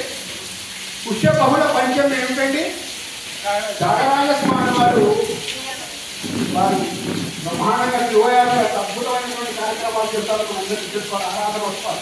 ఇప్పుడు వాళ్ళు చెప్పారు విజయవాడలో అత్యద్భుతమైన కార్యక్రమాలు ఒక విగ్రహం ఏర్పాటు చేసి మన కరాటే కళ్యాణ్ గారికి చాలా మంది ఆవిడ కరాటే కళ్యాణ్ సినిమాలో ఏ రకమైన పాత్ర పోషించినప్పటికీ కూడా ఆమె సాంప్రదాయపరమైనటువంటి దిశతో నేను ముఖ్యంగా మొట్టమొదటిగా నేను హరికథ కళాకారిని అని ఆ యువతకి కాకుండా వాటమే నేను అద్భుతమైన కళాకార అద్భుతమైన కార్యక్రమాలు చేస్తుంది. ఇంకో పెద్ద విశేషం ఇటీవల మీరు ఎవరైనా విశాఖపట్నం వెళ్ళి ఉంటే విశాఖపట్నం ఎయిర్పోర్ట్ లో మీరు ఇలా వెళ్తుంటే ఆ చెట్టు ఒకటానికి ముందర బ్రహ్మాండమైన విగ్రహం ఉంటుంది. ఏ విగ్రహం అంటే ఎవరిదండి అది? అంత అద్భుతమైనటువంటి విగ్రహం ఉంది. నారాయణదాస్ గారు గురించి చెప్పుకుంటే గత అనేక సంవత్సరాలుగా మూర్తి గారు మన సూర్యప్రకాష్ గారి కార్యక్రమాలు నిర్వహిస్తూ మమ్మల్ని అందరితోటి అజ్జాల నారాయణదాస్ గారి నుంచి పెద్దలు చెప్పిన విషయాలకి చెప్పుకుంటూ తరిస్తూ ఉన్నాం. అందరం సంతోషపడుతున్నాం. నారాయణదాస్ గారు 10 భాషలలో కవి, పండితుడు. ఆయన సృష్టించని ఒక సాహిత్య ప్రక్రియ లేదండి. అరబ్బీ దగ్గర నుంచి ఇంగ్లీషు దగ్గర నుంచి ఆయన చేయనటువంటి తర్జుమాలు లేవు. ఆయన సృష్టించని భాష లేదు. ఆయన అసలు తెలుగు భాషకి మమతాయమానంగా సాహిత్యంలో చెప్పుకోలేని 3 ప్రక్రియలు ఉన్నాయి. ఒకటి పద్యము, ఇంకొకటి అవధానము, మూడవది హరికథ. ఇది తెలుగు వారికి సొంతము. వేరే ఏ ప్రాంతంలోనూ ఎక్కడైనా అద్భుతాలు. ఈ 3 అద్భుతాలు చెప్పి అసలు ఒక మనిషి జన్మలో ఈ రకమైనటువంటి ఎత్తులు ఎదిగి అత్యద్భుతాలు సాధించడం సాధ్యమా అంటే అసాధ్యమైన విషయం. ఎందుకంటే వారి రచనల్ని ఎక్కడెక్కడో ఇవాళ ఇంగ్లీషులో ఉన్నటువంటి పరీక్షలో ఉన్నటువంటి వాటి గురించి మాట్లాడుకుంటుంటారు. వారు కూడా ముందు చెప్పినట్టుగా ఇంగ్లీషులో అద్భుతంగా చెప్తారు. ఎందుకంటే ఆ రాజధానికి పెద్దగా తెలుగు రాయడం రాదు. వారు బయట భాష వాళ్ళు ఇంగ్లీషులో చదువుతున్నారు. అంతా యూరోపియన్ కంట్రీస్లో చదువుకున్న వాళ్ళు, ఆంధ్రప్రదేశ్ కానీ ఆ కుటుంబం అంటారు. వారికి ఇంగ్లీష్లో రాసించేవాడు. హనుమాన్ అంటే హెచ్ఏ ఎన్ని రాసించేవాడు. ఈయన గిరిజారామారావు గారు కూడా అదే ఆస్థానంలో ఉండి కన్యాసురుడి నాటకాన్ని 120 ఏళ్ల క్రితం ఇంగ్లీష్లో రాశాడు. తెలుగు పేరుకే తెలుగు, ఇంగ్లీష్ పేరులో రాశాడు. రాజాశక్తులు అయినప్పటికీ కూడా దీనికి ఒక గొప్ప విశేషం ఏంటంటే ఈయన బ్రహ్మాండంగా హరికథలు చెప్తూ అక్కడ పెద్ద పెద్ద పదవులు అనుభవించి ఆ సంస్థానంలో అక్కడ బ్రిటిష్ వారికి ఉండేటువంటి ఒక పద్ధతి ప్రకారం బ్రిటిష్ కింద ఉండేది. మనం మాత్రం నైజాంలో ఉన్నాం, మనం బ్రిటిష్ పరిపాలన లేవు హైదరాబాద్. వారు బ్రిటిష్ పరిపాలన ఉండి బ్రిటిష్ వారి పద్ధతుల ప్రకారం వారు 55 ఏళ్ళకు 60 ఏళ్ళకు రిటైర్ కావాల్సిన పరిస్థితి. రిటైర్ అయిపోయారట. అయిపోయి ఇక్కడ ఎన్నో సంస్థానాల్లో మైసూరు సంస్థానం నుంచి అన్ని రకాల జమీందారీలలో వారి ప్రభ పెరిగిపోయిన తర్వాత ఆయన అన్నారు 45 ఏళ్ళ తర్వాత ఇంకా నేను గద్దె కట్టి ఆయన సంపాదించాలా, నేనేం చేయాలన్నాడు.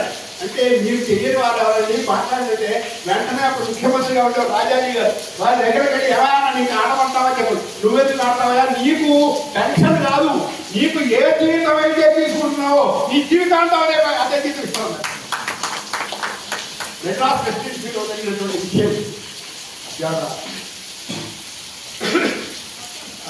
ఆదిపట్ల నారాయణదాస్ గారు తెలుగువారి ఆస్తి, తెలుగువారు ఏ పేరు వింటే మనం పులకింతులమైపోయి వారి కోసం ఉన్నాము. ఇప్పుడు ఇంతగా మనం ఇంతగా మాట్లాడుకోవడం ఏంటంటే అది కథలు ఆవిడ చెప్పారు. ఎంత అద్భుతమైన కళాకారులు, ఒక అద్భుతంగా ఆ తిరుమలలో ఎలా చేస్తున్నారు అంటే 60 సంవత్సరాలు అలాగే చేస్తారు. భక్తిదేవ కార్యక్రమాలు వాళ్ళు చేస్తున్నారు. వారి గురించి ఎందుకు చేస్తున్నారంటే ఈ కళ బతికి ఉండాలని చేస్తున్నారు. నారాయణదాసు గారి పేరు చెప్పుడు ప్రసిద్ధి కొన్న ఇటీవల కాలంలో ఈ నరేంద్ర మోడీ గారు వచ్చిన తర్వాత మీరు గమనించారో లేదో పద్మశ్రీ అవార్డులు వస్తున్నాయండి బ్రహ్మాండంగా హరికథ కళాకారులు. కోటవారికి ఇచ్చారు. మళ్ళీ మంచి అద్భుతమైనటువంటి కళాకారులు కోటవారు ఉమామహేశ్వర్ గారికి ఇచ్చారు. ఆవిడ మన కళాకృష్ణ గారి భార్య ఉమామహేశ్వర్ గారికి ఇచ్చారు. అట్లాగే ఇంకొక విశేషం కూడా ఉంది. నేను మీరందరికీ హరికథ కళాకారులందరికీ నేను మనవి చేస్తున్నాను. ఇవాళ సందర్భాన్ని పురస్కరిస్తున్న అద్భుతమైన అసలు హరికథ అంటేనే అద్భుతం. మొదటి హరిదాస్ ఎవరండి? నారదుడే. నారదుడే మొదటి హరిదాస్. నారదుడే మొదటి విలేఖని ఇక్కడ మాట్లాడని చెప్పేవాడు. నారదుడే మొదటి టూరిస్టు. వీసా పాస్పోర్ట్ అన్ని అటువంటి నారదుడు చేసినటువంటి ఒక ప్రక్రియ ఈ హరికథ. కాబట్టి హరికథ చెప్పే వాళ్ళందరూ కూడా మనకు గురుతులతో సమానం. వీరు బోధించేది ఏమిటంటే కేవలం ఆధ్యాత్మికమో ఏదో కథ కాదండి. ఇది హరినామాన్ని బోధిస్తున్నాం, తారక మంత్రాన్ని బోధిస్తున్నట్టుగా మనం భావిస్తాం. ఇది తాదాత్మ్యత చెంది ఒక వర్గానికి మోక్ష ద్వారానికి వెళ్ళేటటువంటి ఒక నిచ్చెనగా దీన్ని మనం భావిస్తాం. ఇక్కడ చెప్తున్నదా మేము తప్ప ఎవరు కూడా మీకు హరినామం పలికిపోయాడు అని ఎన్నిసార్లు బాగా గొంతెత్తి అరవండి అని చెప్తున్నారు. వారు అరవకుండా మనం నడుపుతూ ఉంటాం. ఆ కార్యక్రమం బాగా జరిగింది.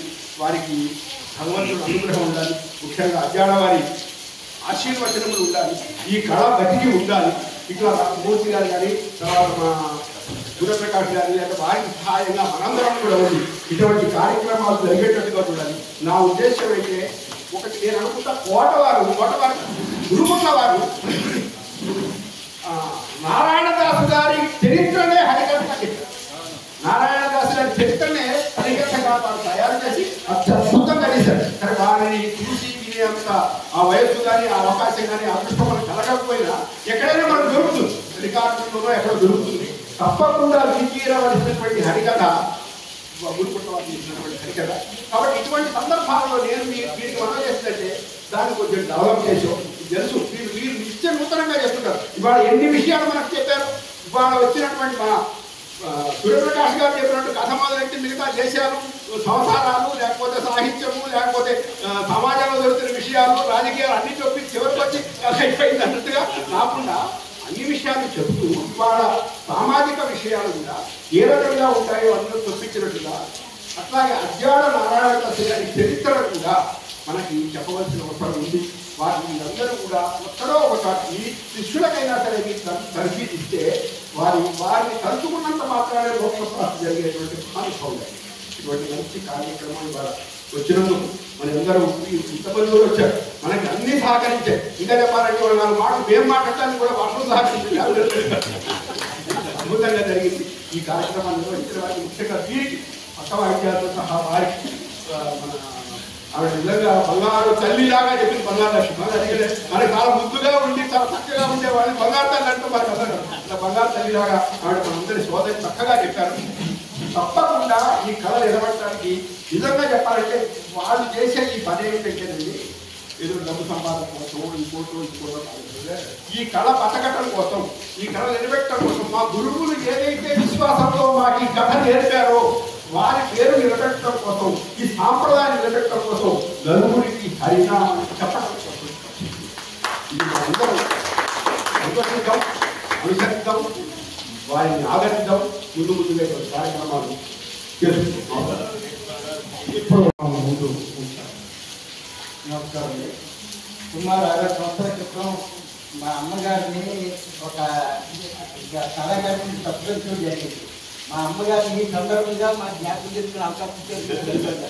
వారు జ్ఞాపకం చేసుకుని ఈరోజు మీకు ఈ జీవితాన్ని నేను సమర్పించుకున్నాను.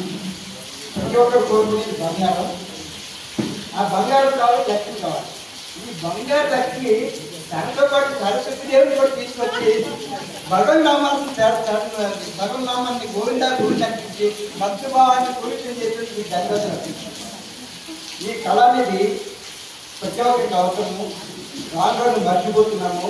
ఆ మరుపు పట్టుల కళని బంగారు లక్ష్మి గారు మరొకసారి తీసుకొచ్చి ఈ ప్రజా పూజలు అందుకుని ఆ వినాయకుడి సన్నిధిలో ఈ విధంగా ప్రవహించి అందరితోటి మాట్లాడుతూ అందరూ సంతోషపడి చాలా సంతోషం. మీరు ఒక మాట చెప్పారు, ఆ కలియుగ దేవుడు నైవేద్యానికి వస్తే అమ్మ చుట్టూ చెనిపిల్లలు తిరుగుతున్నారన్నారు కదా. ఆ విధంగా ఇప్పుడు మీరు మమ్మల్ని అందరినీ చెనిపిల్లలు చేసి మీ 9 వరకు తిరిగేటట్టు చేశారు. అంత ఆనందాన్ని మాకు ఇచ్చారు. మాకు చాలా చాలా సంతోషం. ఈ కార్యక్రమాలు వినాలని మా మీకు కూడా ఇచ్చారు. మా ఇంటికి తీసుకెళ్ళి సత్కరించాలనుకున్నాం. ఎప్పుడైనా ఈ ప్రాంతానికి మీరు వచ్చినట్టయితే మా ఇంటికి అతిథులుగా రావడానికి మీకు కోరుకుంటున్నాను. మిమ్మల్ని మరొకసారి ఈ అవకాశం మాకు ఇచ్చి ఈ సంతోషించి మీకు ధన్యవాదాలు తెలుపుతారు. ఇప్పుడు ఈ కార్యక్రమాన్ని ఈ వేదిక మీద నిర్వహించడానికి అవకాశం ఇచ్చినటువంటి గణేష్ దేవాలయ కార్యదర్శి గారు, గణేష్ దేవాలయ సేవా సమితి వారు తరఫున శ్రీ పివికే సోమయాజులు గారు 2 ముక్కలు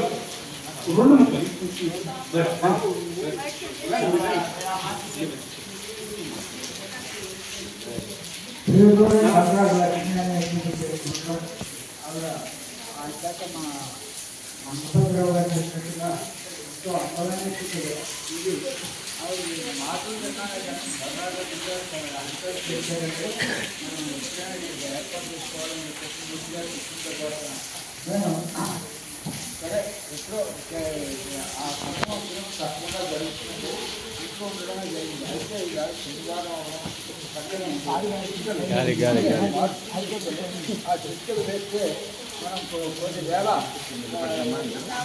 రామనామం రాసిన శివగానం అటువంటి భక్తులందరూ కూడా ఆయుధాలు ఆవిడకి ఇంకా శక్తిని ప్రసాదించి మంచి కార్యక్రమాల్లో మంచి విదేశాల్లో ఆవిడ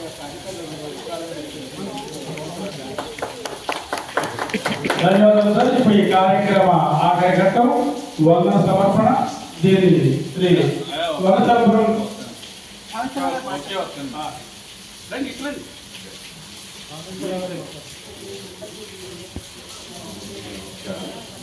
మస్తాలు సుశీల గారిని మరి విజయవాడ ఆవిడ మా పెద్దమ్మ గారు. ఆవిడ మనవాళ్ళు విజయశ్రీ ఒక అమ్మాయి ఉండేది. ఆ అమ్మాయి 12 ఏళ్ల వయసులోనే అధికారులు చెప్పింది. మా నాన్నగారు చచ్చిపోతులో ప్రత్యేక అమ్మాయి ప్రోగ్రాం పెడుతున్నాం. ఇవాళ ఆ విజయశ్రీ అనే అమ్మాయిని మీరు చూస్తున్నారు. తర్వాత మీరు టచ్ చేయని అంశం ఏమి కనబడాలా అన్ని బాగా చేశారు. మీకు శుభాశీస్సులని చెప్పడానికి ఇప్పుడు కార్యక్రమం ముగింపు వనసాపురం భక్త సమాజం అధ్యక్షుడు శ్రీ సిఎస్కే మూర్తి గారు. వనస్థలిపురం భక్త సమాజం నిర్వహించే ఈరోజు ఈ కార్యక్రమాన్ని సంస్థాన భారతి మరియు గణేష్ దేవాలయం వారు సహకరించి ఇవాళ ఇంత వైభవంగా ఈ కార్యక్రమం నిర్వహించడం జరిగింది. యాక్చువల్గా ఈ వనస్థలిపురంలో ఈ హరికథల అభిప్రాయం ఏదైతే ఉందో దాన్ని నేను మొట్టమొదటిగా ఇక్కడ విజయుడు ఉండేవాడు. విజయుడికి తెలియజేస్తే నాకు హరికథలు ఇష్టమైన ఇలా హరికథలు చేస్తాం, సప్తాహం చేస్తాం అనిపిస్తే ఈ నారాయణ దాస్ గారి జన్మదినం వస్తుంది అన్న 4 రోజుల ముందు నుంచి విజయుడు గారి నా వెంట ఉంది. విజయుడు గారే ఈ కథలన్నీ చెప్పించి మొత్తం కార్యక్రమంలో ఆయన కూర్చున్నాను. కేవలం నా దగ్గర అయ్యా చెప్పండి ఈ విధంగా జరిగింది. అందుకోసం నేను సప్తాహాలు చేశాను. అవన్నీ నేను చేశానంటే కేవలం విజయుడు వల్ల. ఇవాళ ఈ కథ ఇక్కడ ఇంత రమ్యంగా జరిగినా నాకు విజయం జ్ఞాపకం వస్తున్నారు. వారిని తలుచుకోవడం మన బాధ్యత కూడా. ఎందుకంటే మా కాలనీ కళాకారులు ఈ హరికథని ప్రోత్సహించాడు, అతను బుర్రకథ కూడా చెప్తారు. సో అటువంటి వ్యక్తుల సహాయ సహకారాలతో నాకున్న అభిలాషని ఈ పెద్దలందరూ సహకరించడంతో నేను ఈ విధంగా వస్తున్నాను. మరి వారి ఈ కార్యక్రమాన్ని సహకరించిన ప్రతి వారికి పేరు పేరున ధన్యవాదాలు తెలియజేస్తున్నాను. నెల రోజుల ముందే బంగారు లక్ష్మి గారి అపాయింట్మెంట్ ఇచ్చిన అమ్మాయి ఈసారి ముందే చెప్పాలి, మీరే మాకు ఈ వాళ్ళ మార్చి కథ చెప్పాలని నెల రోజుల ముందే తీసుకుని నెల రోజుల ముందే అందరికీ కార్యక్రమం వివరాలు తెలియజేశాము. మరి కృష్ణాభిషేక్ గారు ఇంత వర్షంలో కూడా ఇప్పుడే వస్తాను నడిచింది, అదేంటి అప్పుడే వెళ్ళిపోయానుకున్నాను. వెంటనే తీరా అవన్నీ బహుమతులు వాళ్ళ ఆవిడ వచ్చింది పరిగెత్తుకుని వస్తుంది. నిజంగా వారికి ధన్యవాదాలు. మనంతా గట్టిగా చప్పట్లతో వారికి ధన్యవాదాలు తెలియజేయాలి. ఎందుకంటే అనుకోవడం లేదు ఏం పోదాం వర్షంలో అనుకుంటారు, కానీ వర్షాన్ని కూడా లెక్క చేయకుండా చేశారు. మా అప్పారావు గారికి మా ముందు ఈ సంస్కార భారత తరఫున మమ్మల్ని ముందు నడిపిస్తారు. సరే మా యాంకర్ గారు సూర్యప్రకాష్ గారు నా ఫ్రెండ్కి నా తండ్రికి నన్ను ముందు నడిపించి నేను మాట్లాడే తక్కువ వారి వారి భావాలను నేను కూడా వారు చేస్తాను ఏదైనా సహాయ సహకారాలు ఇస్తున్న గణేష్ దేవాలయం. ఎందుకంటే ఎన్ని చేసుకున్నా నాకు వేదిక రాస్తే మనుగడ లేదు. మేము ఏందనుకున్నా నాకు రూపకల్పన రాదు. వాటికి వేదిక కావాలి, కావాలి, జనం కావాలి. వీటన్నింటినీ సమకూర్చడానికి గణేష్ దేవాలయం వారు నాకు ఎలా సహకరిస్తున్నాను. వారికి ధన్యవాదాలు తెలియజేసుకుంటూ పక్కవాయిద్దాలు మా గురువుగా చాలా ఎక్స్పీరియన్స్ గురువుగా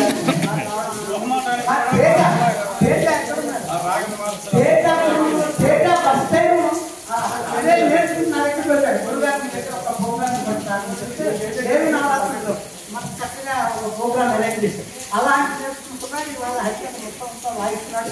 ఇంకా నేర్చుకోవాలి, ఇంకా రాణించాలి, మంచి భవిష్యత్తు ఇంటి పెట్టకుండా అందరికీ పేరు